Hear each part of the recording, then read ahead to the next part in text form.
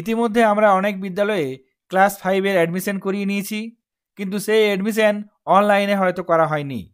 Online বলতে বাংলার শিক্ষা পোর্টালে ট্রান্সফার ইন করা হয়নি। আজকে আমি কোনো ছাত্র বা ছাত্রীকে অফলাইনে অ্যাডমিশন করে নেওয়ার পর অনলাইন মাধ্যমে অর্থাৎ বাংলা শিক্ষা পোর্টালে কিভাবে ভর্তি করবেন বা ট্রান্সফার ইন করবেন সেই বিষয়টি আলোচনা করব। বাংলার শিক্ষা পোর্টালে এন্ট্রি করার জন্য বা ট্রান্সফার ইন করার জন্য প্রথমে আমরা বাঁ দিকের অপশানগুলি থেকে স্টুডেন্ট প্রমোশন ট্রান্সফার এই অপশানটিতে ক্লিক করব। তারপর নিচের দিকে স্টুডেন্টস ট্রান্সফার ইন এই অপশানটিতে ক্লিক করব। সঙ্গে সঙ্গে স্টুডেন্ট ট্রান্সফার ইন এই পেজটি খুলে যাবে, যেখানে স্টুডেন্ট সার্চ, স্টুডেন্ট কোড লেখার জায়গা আছে এবং ডান দিকে সার্চ স্টুডেন্ট অপশানটি আছে।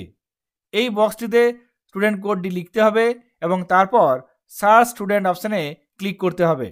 বিদ্যালয়ে ভর্তি করার সময় আমরা সেই স্টুডেন্টের কাছ থেকে ট্রান্সফার সার্টিফিকেট নিয়েছি। ট্রান্সফার সার্টিফিকেটে যে স্টুডেন্ট কোডটি আছে সেই কোডটি এই বক্সে লিখতে হবে। কোডটি লেখার পর ডান দিকে সার্চ স্টুডেন্ট এই অপশানটিতে ক্লিক করতে হবে। সঙ্গে সঙ্গে এখানে স্টুডেন্ট বেসিক ইনফরমেশন চলে আসবে, যার মধ্যে স্টুডেন্ট কোড, নাম, contact number, date of birth, transfer date, father's name, mother's name, present class, present section এবং এখানে ছবি দেওয়া থাকবে। এই তথ্য ঠিক থাকলে এরপর নিচের দিকে এখানে দেখুন স্টুডেন্ট এডুকেশনাল ইনফরমেশন, এখানে একাডেমিক ইয়ার আছে, এখান থেকে সিলেক্ট করতে হবে 2025। তারপর ডান দিকে অ্যাডমিশন নাম্বার আছে। অফলাইনে অ্যাডমিশন করানোর সময় অ্যাডমিশন রেজিস্টারে যে সিরিয়াল নম্বর দিয়েছেন সেই সিরিয়াল নম্বর এখানে দিতে হবে।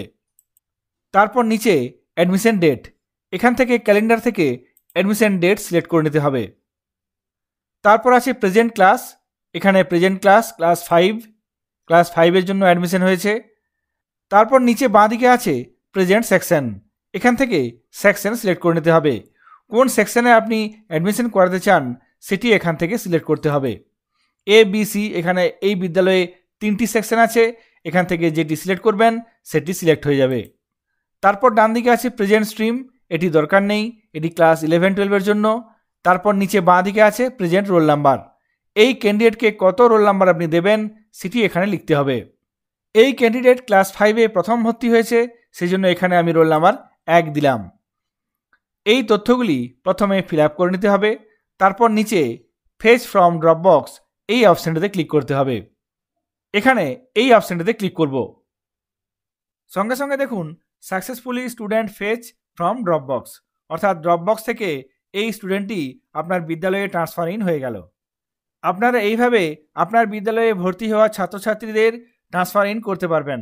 কোনো ছাত্র বা ছাত্রীকে ভর্তি করার জন্য বাংলা শিক্ষা পোর্টালে ট্রান্সফার ইন করার জন্য বিষয়টি আলোচনা করলাম। এই ভিডিওটি যদি আপনাদের কাজে লাগে অবশ্যই ভিডিওটি লাইক করবেন এবং চ্যানেলে নতুন হলে চ্যানেলটিকে সাবস্ক্রাইব করবেন। সকলে ভালো থাকবেন, সুস্থ থাকবেন, ধন্যবাদ।